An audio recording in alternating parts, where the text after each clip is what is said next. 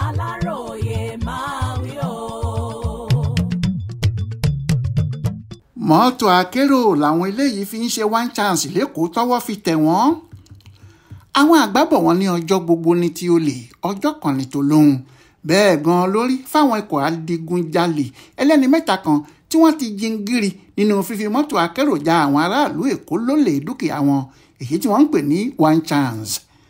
Ní báyìí ọwọ́ àwọn òṣìṣẹ́ àjọ tó ń rí sí ìgbòkègbodò ọkọ̀ lójú títì nípínlẹ̀ Èkó, Lagos State Traffic Management Authority LASTMA ẹ̀ka àti agbègbè Sùúrùlérè nípínlẹ̀ Èkó títẹ̀ ọ̀kan lára àwọn afurasí ọ̀daràn náà, táwọn agbófinró ìpínlẹ̀ Èkó sì ti kéde pé àwọn wá àwọn yòókù tí wọ́n ti sá lọ.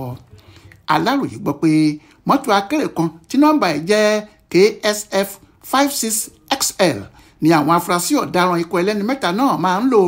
Àìpẹ́ yìí ni wọ́n gbé omidan Bídàn Èmẹ́lífòwù gẹ́gẹ́ bí èrò, ṣùgbọ́n tí wọ́n jà á lólè fóònù olówó iyebíye kan tó mú dání àtàwọn nǹkan míì. Bí wọ́n ṣe jà á lólè dúkìá ìtàn ni wọ́n tì í bọ́ sílẹ̀ láti inú mọ́tò wọn lórí eré. Àwọn òṣìṣẹ́ LASTMA kan tó wà nítòsí rí ohun tó ń ṣẹlẹ̀ ni wọ́n bá gbá, wọ́n fi yá mọ́tò náà, wọ́n lé e lọ. Lásìkò tí wọ́n bá wọn ni wọ́n fọwọ́ òfin mú Tọ̀yìbù Òkúnjọbí tí í ṣe dẹ́rẹ́bà mọ́tò náà, nígbà táwọn ẹ̀mẹ̀wà rẹ̀ tí wọ́n ṣe bíi kọ̀ǹdọ́tọ̀ àti èrò ráàyè sá lọ mọ́ àwọn òṣìṣẹ́ àjọ LASTMA náà lọ́wọ́.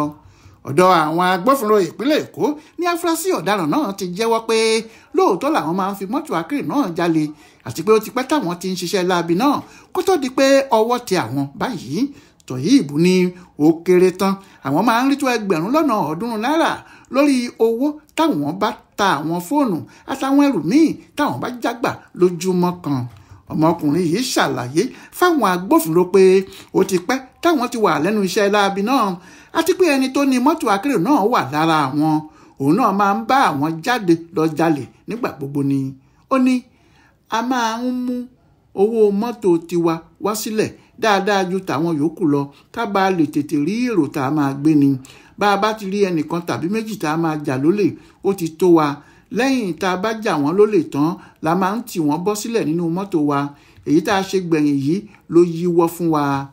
Lára àwọn fóònù tí wọ́n bá lọ́wọ́ afurasí ọ̀daràn náà ni Tecnopop, Samsung AZZ, Intel A623, Tecnospark, Tecnopono àti Samsung.